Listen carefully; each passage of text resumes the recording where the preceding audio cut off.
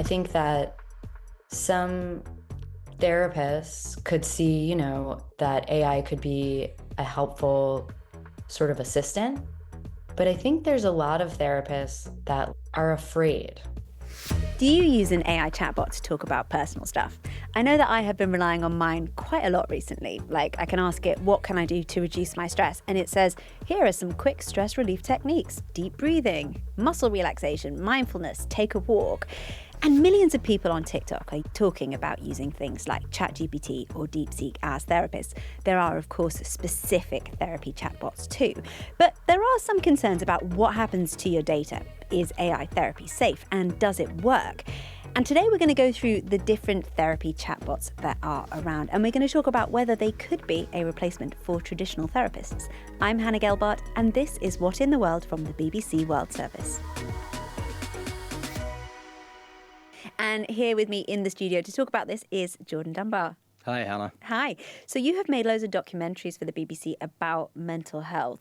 What kind of AI therapy apps are out there, and have you used any yourself? So most of my documentaries have been looking at how you can get safe human mental health help, looking at the therapy industry, both in the UK and around the world. But where it's sort of started to cross over is the fact that there's a major problem in many, many countries about accessing mental health care. So psychiatrists and therapists are both really expensive to train. There's not enough of them, and it takes years when you get people who do want to sign up. So it means there's a real shortfall. Plus, we're all talking about our mental health a lot more, and that's been really good because it's meant that people have come forward, and it's sort of getting rid of the stigma in a lot of countries about talking about it. However, the trade-off is that means more people need psychiatrists and therapists, and they're not there. And if they are there privately, they can be really expensive.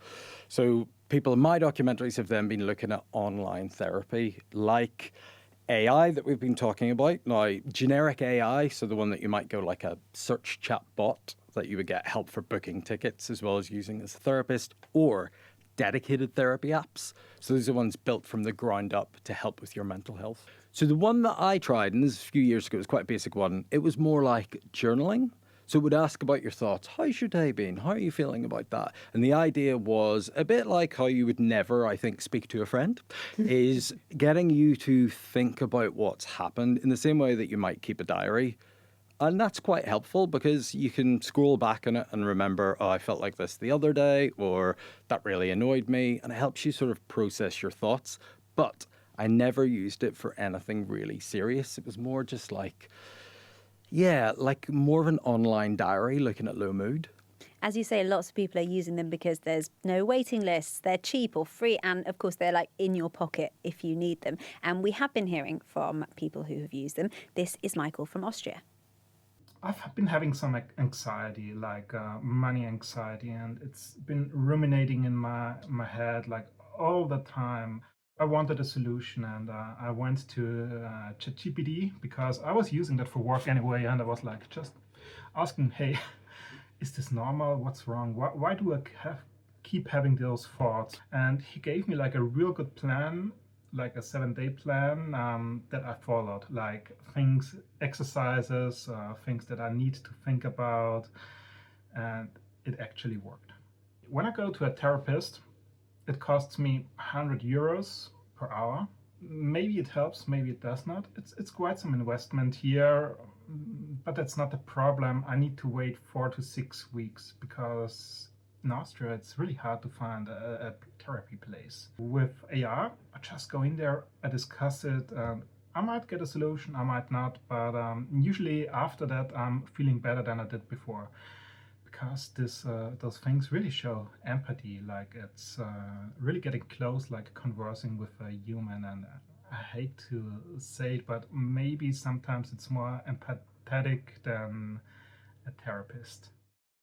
So Jordan, I've used like a generic chatbot as a therapist, and it's quite good for the basic stuff, although a little bit cheerleadery and very positive. Be positive. You want a more miserable chatbot. Be more realistic. I want realism. Yeah, I want someone who like listens and reflects and not just says like, you're doing fine, you're doing great. And I'm wondering if there might be a difference here between the generic chatbots, which are like personal cheerleaders in your pockets, and the more dedicated therapy apps.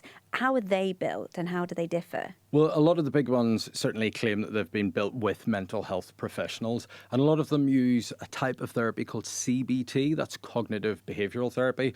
So whereas CBT is slightly different from what you might have seen on TV or talking therapies, it is a lot more structured. So when I've done it, it helps you try and reframe your thoughts, particularly if you're dealing with anxiety or low mood. So it's trying to get you to think differently so you don't get caught up in those spirals. So it's very structured, which means that works quite well with an online app. It can ask you certain questions, it can prompt you, but it's not really about giving advice. It's more about getting you to think about your own thought process. Some are based on large language models. So that's where it's taken loads of different data from the past and from the internet, tried to learn from that, and then whatever you write in based on the previous data, it tries to give you answers or further prompts. And the only problem with that is most therapy that we've had for hundreds of years, that's all been written down by psychiatrists and therapists. They're not sharing that, right? That's not online on the internet. It's personal data, isn't it? Exactly, Yeah. for models to learn from. So we don't actually know exactly where these large language models are learning. And obviously every app is different. And there have been some studies into how effective these therapy chatbots are. Yeah, well, it is very, very early days, and there are many, many, many different apps, which means it's difficult to get reliable evidence. There is one from the New England Journal of Medicine, and it said the first clinical trial of a therapy bot that uses generative AI suggests it was as effective as human therapy for participants with depression, anxiety, or risk for developing eating disorders. But the model was trained on the scientists' own custom data sets that was based on evidence-based practice, not just general mental health conversations, and it had a team of trained researchers to monitor interactions. But as it said, it's on their custom data sets. Essentially, what we really need is to be able to have a long enough time with people from all over the world and all walks of life, really diverse sets of people, to understand what this works for. When we say mental health, we mean from low mood, which is completely normal, right through to really serious illnesses like schizophrenia. So we talk about mental health, but it's a huge spectrum, and going to different apps might be beneficial for some things. Low mood, anxiety, being able to talk to someone, particularly if you're in a culture where you couldn't open up to a friend or you can't afford therapy. But that's very different from something like psychosis or trauma or abuse. So this evidence says that it's for things like depression and anxiety, but lots of it will be things that are more treatable through speaking rather than things that you need medicine for, and really, really trained professionals. The cultural experience of therapy is so important in this because different cultures have different ways of accessing therapy. There's different stigma about speaking about your problems and your personal issues. And I was really interested in the rise of the Chinese AI app Deepseek because more young people in China have been using it for emotional support. And we heard from our reporter Kelly Ng about this. There's this lady in her 20s who told me that she would use Deepseek for nightly therapy sessions before she goes to sleep. And she talked about how it had comforted and encouraged her in a way. The kind of encouragement that it gives her is very different from her friends and family. And before the app sends its reply and its suggestions and advice, it will first show you its thought processes. So this can go from like it analyzing your query and talking about what you are actually really trying to ask, and then it also gives itself reminders like to be empathetic, to reply in a certain tone, use certain words, and so on. And I think that has struck a chord with some of the users who feel like they are talking to a fellow human, like a friend who remembers everything that they say because it's a robot after all. I found statistics from 2022 where out of 1 million Chinese people, only 20 have access to mental health services. So you can imagine what a small proportion that is. And then apart from physical and financial access, there are also cultural barriers. So, for instance, conversations about mental health remain a taboo in many Chinese families or indeed many Asian families. And that's why they may prefer using apps like Deepseek because of that sense of privacy and anonymity. So what do professional therapists and psychologists make of these? So I think lots of them admit that there's a problem in terms of supply and cost. places across the world. For human therapy. For human therapy. And therefore, having something that's really easy to access, that particularly young people who are digital native and are happy to go online and also maybe feel more comfortable sharing their feelings with rather than a stranger. It's so uncomfortable, isn't it, having therapy sitting in that room or on Zoom? Yeah, well, it's like dating, isn't it? You've got to find the right person. You have to go through. It's also quite complicated. So to have something on your phone that's cheaper and easier, lots of them think that's a good thing if it helps break down the stigma. I think where they think it's a bad thing is if you're trying to directly replace human therapy. And we reached out to a psychologist in the US. This is Maytal Eyal. I think that some therapists could see, that AI could be a helpful sort of assistant that can be there for clients outside of therapy sessions. But I think there's a lot of therapists that are afraid. I think as people become increasingly more reliant on a chatbot for emotional support, it's going to create a different expectation for intimacy and for connection and for support that becomes an impossible standard for other humans to live up to. Endless patience and constant availability and total selflessness of a bot is unachievable in our other human relationships. If we get used to being in relationship with an AI bot, whether it's like our therapist that we talk to 24/7 or a friend, we kind of will forget that natural friction that's inherent to intimacy. We'll forget how to do that. Our capacity to tolerate discomfort might atrophy away. And that's really scary. But Jordan, surely any of these AI bots, whether they are the dedicated ones or the more kind of generic ones, could get it wrong and give harmful advice. Yeah, and I think you have to remember that therapy and psychiatry has developed over such a long time. And humans are incredibly, incredibly complicated, right? We work on so many different signs and nuances. Those aren't going to get picked up by an app.